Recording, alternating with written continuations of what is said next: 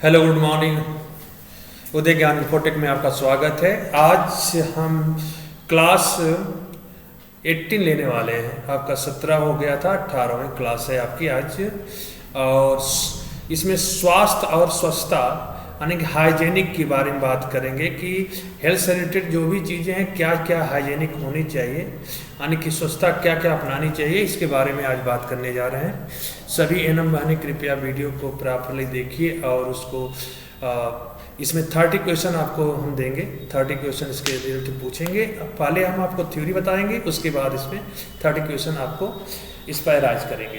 तो स्वास्थ्य और स्वच्छता में यानी हाइजेनिक में आपका हमारे जीवन में बहुत महत्वपूर्ण स्थान होता है कि एक स्वस्थ शरीर और मस्तिष्क के लिए स्वच्छता का पालन अनिवार्य होता है। यानी कि स्वस्थ मस्तिष्क में स्वस्थ विचार रहते हैं और आप बॉडी से हर तरीके से आपका हर काम आसानी से होता है क्योंकि सोच अच्छी होती है, आपका विचार अच्छे होते हैं। तो जितनी स्वच्छता रहे उतना आपको अपनाइए। यहाँ पर स्वच्छता की विभिन्न पहलुओं पर विवरण दिया गया है। जैसे आपका व्यक्तिगत स्वच्छता क्या होती है, पर्सनल हाइजीनिक क्या होती है, पर्सनल हाइजीनिक क्या होती है आपकी। तो व्यक्तिगत स्वच्छता का ध्यान रखना स्वास्थ्य के लिए सबसे जरूरी है। इसमें शामिल जो होते हैं नियमित स्नान करना चाहिए।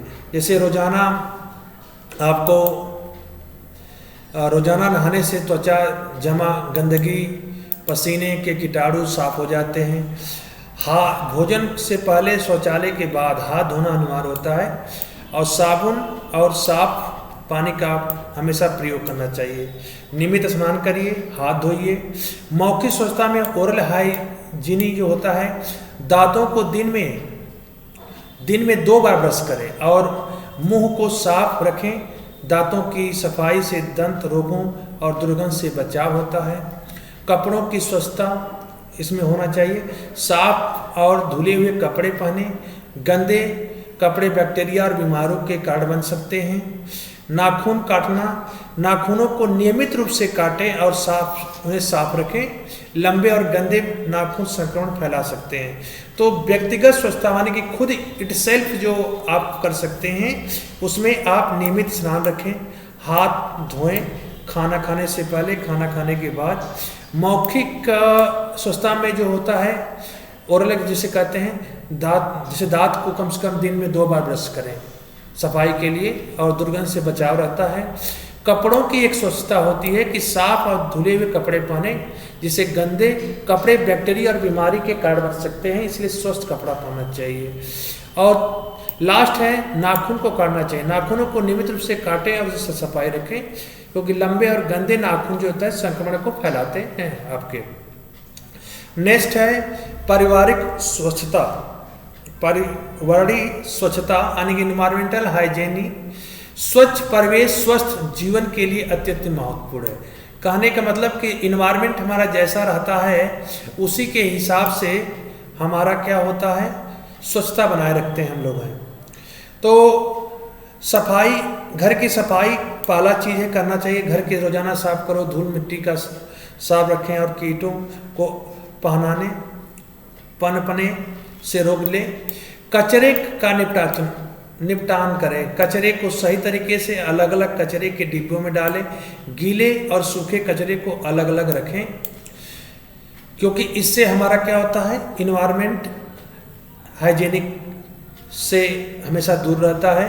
पीने का पानी साफ और शुद्ध पानी पिए। अशुद्ध पानी बीमारियों का कारण बन सकता है। और सार्वजनिक स्थानों को स्वच्छता और सड़कों और सार्वजनिक स्थानों पर कचरा न फैलाएं। ये आपके पर्यावरणीय स्वच्छता है यानी कि एनवायरमेंटल हाइजीनिक जिसे बोला जाता है। नेक्स्ट है भोजन की स्वच्छता। फूड हाइजीनिक क्या होता है कि सही आहार और स्वस्थ भोजन स्वास्थ्य के लिए महत्वपूर्ण होता है। जैसे साफ खाना खाएं। साफ खाने का मतलब होता है कि ताज़ा और अच्छी तरह से धुले फल सब्जियों का सेवन करें। खाना पकाने की स्वच्छता का मतलब होता है बर्तनों को और रसोइयों को साफ सफाई का ध्यान रखें। खाना स्टोर करने का मतलब भोजन को ढके रहें और फ्रिज में सही तापमान पर स्टोर करें। मानसिक स्वच्छता का मतलब होता है तनाव तनाव मुक्त मन जीवन, तनाव और चिंता से दूर रहने के लिए योग और ध्यान रखें। समय पर सोना और उठने का मतलब होता है नियमित पर्याप्त नींद मानसिक स्वास्थ्य के लिए लाभदायक होता है। और सकारात्मक सोच जो होती है, यानी कि सकारात्मक सोच और अच्छे विचार मानसिक स्वास्थ्य को मजबूत बनाते हैं। तो ये जो पॉइंट आपके हैं बेसिकली भोजन की स्वच्छता से रिलेटेड, फूड हाइजीनिक जिन जो होते हैं उससे रिलेटेड है। खाना साफ खाना, खाना पकाने की स्वच्छता, खाना स्टोर रखने की, मानसिक में मेंटल में हमारा आ जाता है हाइजीनिक में तनाव जीवन होना, मुक्त जीवन होना चाहिए, समय पर सोना और उठना चाहिए और सकारात्मक सोच होना चाहिए। ये हमारी मानसिक मेंटलिटी हाइजीनिक में आता है कि समय पर सोना और उठना, ये मानसिक हाइजीनिक शुरू होता है आपके। अगला है सामाजिक स्वच्छता का मतलब सोशल हाइजीनिक क्या होता है। किसी चीज़ का एक सामाजिक दूरी होती है, बीमारियों के प्रसार को रोकना, महामारी के समय सामाजिक दूरी बनाए रखना चाहिए, सोशल डिस्टेंसिंग जी कहते हैं हम। सामाजिक आदतें सोशल हैबिट जो होती है, सारे स्थानों पर छींकने और खांसते समय मुंह को हमेशा ढक लें, क्योंकि उससे क्या होता है जो जीवाणु उत्पन्न होते हैं या फैलते हैं हवा में, वो दूसरे को फैल सकते हैं। व्यायाम और शारीरिक स्वच्छता का मतलब होता है नियमित रूप से व्यायाम करें और शरीर को फिट रखें। पसीना आने के बाद शरीर को साफ कर लें। रोगों की रोकथाम के लिए आप क्या कर सकते हैं, समय समय पर टीका करवाएं, डॉक्टरों से नियमित चेकअप करवाएं, सर्दी खांसी और अन्य लक्षणों को नज़रअंदाज न करें। तो ये रोकथाम के इसके बेसिकली कारण हैं जिससे आपको सोशली हो आपका या फूड हाइजीनी हो या इन्वायरमेंटल हो या पर्सनल हो आपका, तो ये सब चीज़ें जो होती हैं अलग अलग आपके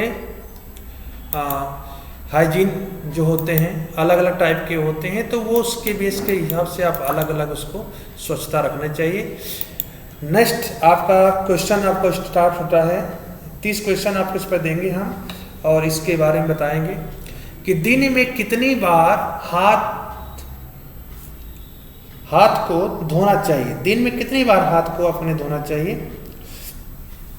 तो एक बार, 2 बार, कई बार, विशेष रूप से भोजन से पहले और शौचालय के बाद, केवल जरूरत पड़ने पर।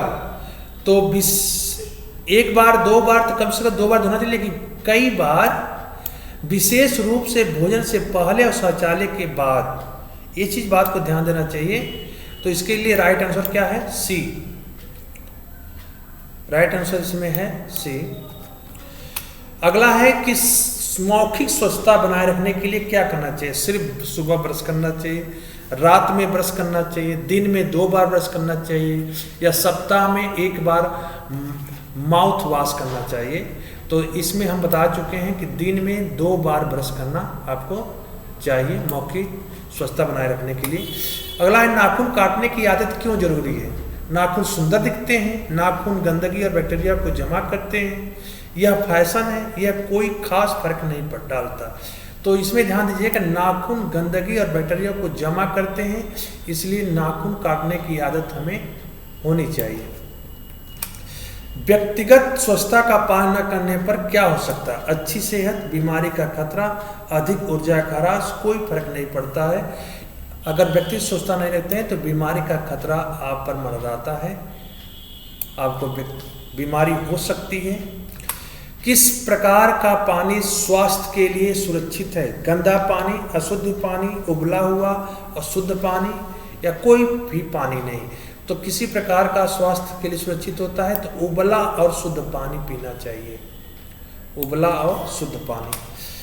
घर की सफाई के लिए किस चीज का उपयोग करना चाहिए। घर की सफाई के लिए किस चीज का उपयोग करना चाहिए आपको।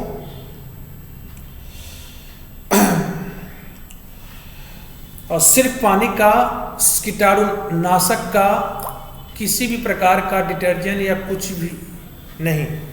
तो हमेशा ध्यान दीजिएगा, हमेशा घर की सफाई के लिए कीटाणुनाशक चीज़ों का उपयोग करना चाहिए, अर्थात बी इज राइट आंसर।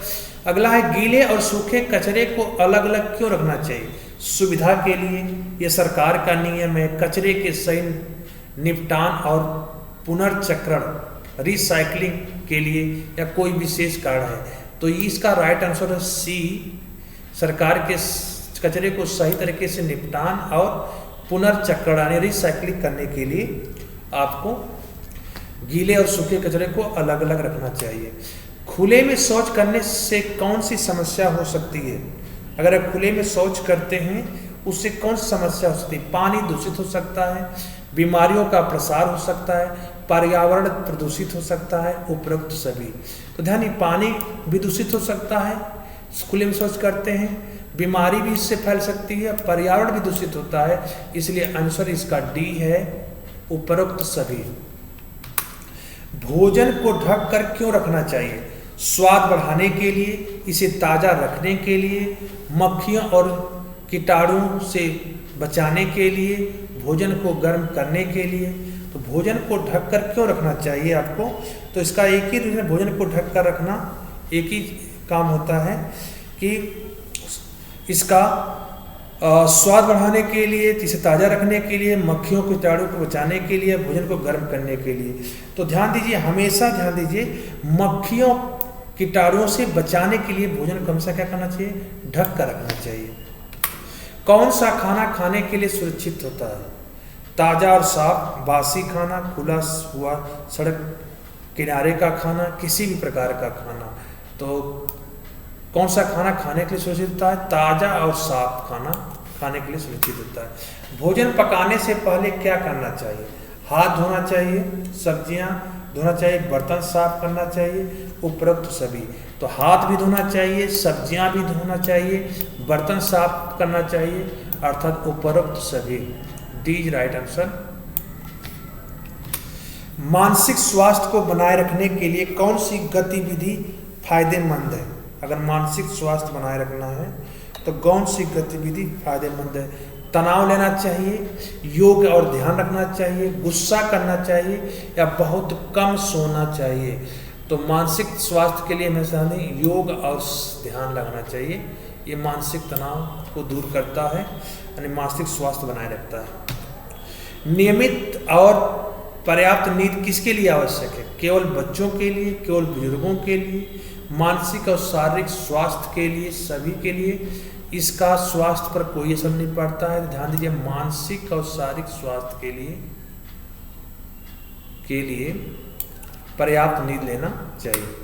मानसिक स्वच्छता पर क्या शामिल नहीं है? मानसिक स्वच्छता में क्या शामिल नहीं है? सकारात्मक सोच आपकी शामिल है, खुद को समय देना, अनावश्यक तनाव लेना, ध्यान रखना। तो मानसिक स्वच्छता में शामिल नहीं होना चाहिए। अनावश्यक तनाव कभी नहीं लेना चाहिए आपको, ये आपके लिए नुकसानप्रद हो सकता है। खांसते या सीखते समय क्या करना चाहिए? दूसरों के ओर मुंह करके छींकना चाहिए, बिना हाथ ढके छींकना चाहिए, रुमाल या कोहनी का प्रयोग करना चाहिए, मुंह खोलकर छींकना चाहिए। तो खांसते समय इस बात को ध्यान दें कि वो रुमाल या कोहनी का उपयोग करना चाहिए, ढक लें आप, तब खांसते छींकना चाहिए। महामारी के दौरान सामाजिक दूरी क्यों आवश्यक है? महामारी के दौरान सामाजिक दूरी क्यों आवश्यक है? तो आराम के लिए, बीमारियों से प्रसार को रोकने के लिए यह नियम है, यह अनिवार्य है। तो बीमारियों के प्रसार को रोकने के लिए सामाजिक दूरी बनाना चाहिए। नियमित व्यायाम करने से क्या लाभ होता है? अगर नियमित व्यायाम करते हैं तो वजन बढ़ता है, स्वस्थ अच्छा रहता है, केवल मांसपेशियां मजबूत होती हैं, कोई लाभ नहीं होता है। तो हमेशा ध्यान दीजिएगा, नियमित रहने से क्या होता है? स्वच्छ अच्छा रहता है, आपका स्वास्थ्य क्या रहेगा? अच्छा रहेगा, नियमित व्यायाम करते हैं तो। पसीना आने के बाद क्या करना चाहिए? अगर पसीना अगर आता है तो उसके क्या, शरीर को धोना चाहिए, नज़रअंदाज करना चाहिए, कपड़े बदलना चाहिए, और ए और शरीर सी दोनों सही है। तो शरीर को भी धोना चाहिए और कपड़े बदल लेना चाहिए। तो इसलिए आपका आंसर जो है D is right answer. D is right. बीमारी से बचाव के लिए किसका पालन करना चाहिए? बीमारी से बचाव के लिए किसका पालन करना चाहिए? तो बीमारी से बचाव के लिए टीकाकरण, नियमित चेकअप, स्वच्छता, उपरोक्त सभी। तो टीकाकरण भी करना चाहिए, नियमित चेकअप भी कराना चाहिए, स्वच्छता भी रखना चाहिए, इसलिए उपरोक्त सभी, डी इज राइट आंसर। गंदे पानी से कौन सी बीमारी हो सकती है? गंदा पानी से कौन सी बीमारी हो सकती है? डेंगू, मलेरिया, हैजा, फ्लू। तो गंदे पानी से ध्यान दीजिए, इसमें हैजा हो सकता है आपको टाइप की बीमारी। संक्रामक बीमारियों को रोकने के लिए सबसे जरूरी क्या है? मास्क पहनना, हाथ धोना, सामाजिक दूरी रखना, उपरोक्त सभी। तो संक्रामक बीमारी से रोकने के लिए आपको मास्क भी पहनना चाहिए, हाथ भी धोना चाहिए, सामाजिक दूरी बनाए रखना चाहिए, यानी उपरोक्त सभी। इस डी इज राइट आंसर। स्वच्छता का पालन न करने पर कौन सी स्थिति उत्पन्न हो जाती है? स्वास्थ्य में सुधार, संक्रमक और बीमारियां, पूर्वांश महसूस करना, कोई प्रभाव नहीं पड़ना।